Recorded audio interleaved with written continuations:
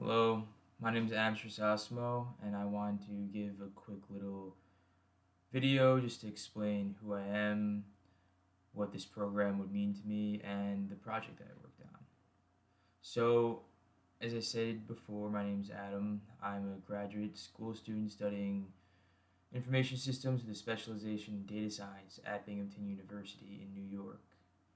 As an undergrad, I was a financial economics major, which is an interesting story because I made the transition towards tech because of classes I took towards the end that focused in data analytics, which were very intriguing to me. And moving towards this direction was a little bit of a challenge at first, being in a program with everybody from a computing background. But after a little bit of time, I got acclimated to the program, and I think I'm performing very well. Outside of school, I have interests such as sports, chess, other activities, hanging out with friends, and I think those are important because a work life balance is very important to me because I think it could work more efficiently if I'm happy and focused on other things as well. But work is always extremely important in my life. And I would say that this program would be super helpful because I'm looking towards the data science, artificial intelligence, machine learning route for a career path. I ideally want to start off in a data science type of position because I think that I could branch off into a more specific realm if I start there, such as a machine learning engineer, a data engineer, or something along those lines. So this would allow me to take the boot camp that you guys offer, plus connect with professionals such as yourselves and other peers such as me to share ideas, share knowledge, and learn much more about data and just the workplace in general. And I'm really looking forward to this opportunity and hope that I'm considered for the next stage. Now I'm going to move on to talk about my project.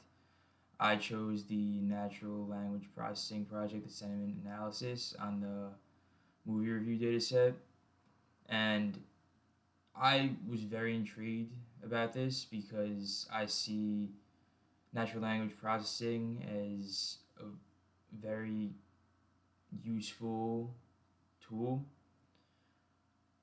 such as ChatGPT or something like that. I love to explore things such as that. So for this project, what I did, I first loaded in the data set just to analyze the head, see the basics. And what I noticed is that the review column was an unstructured text of data, and the sentiment column was a binary positive or negative value.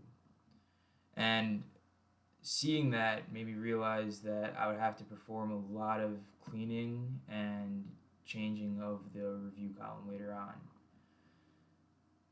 So before that, I wanted to explore the data set a little bit more. So I looked into the info and described the data, where I saw that there were some replicated reviews in the review section. So later on, I made a note to take those out.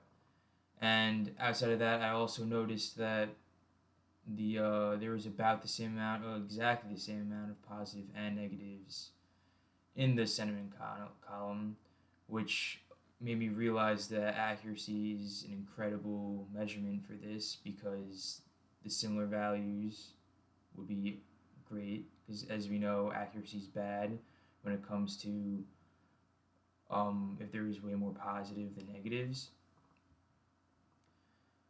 So after that exploration, I moved on to the cleaning, where I performed lowercase normalization, stop word removal, stemming, just the basic things as that could make the models perform a little bit better and a little bit more efficiently. Because as you know, stop words can be very problematic. They can make the models take much longer to run because they're taking up so much more space.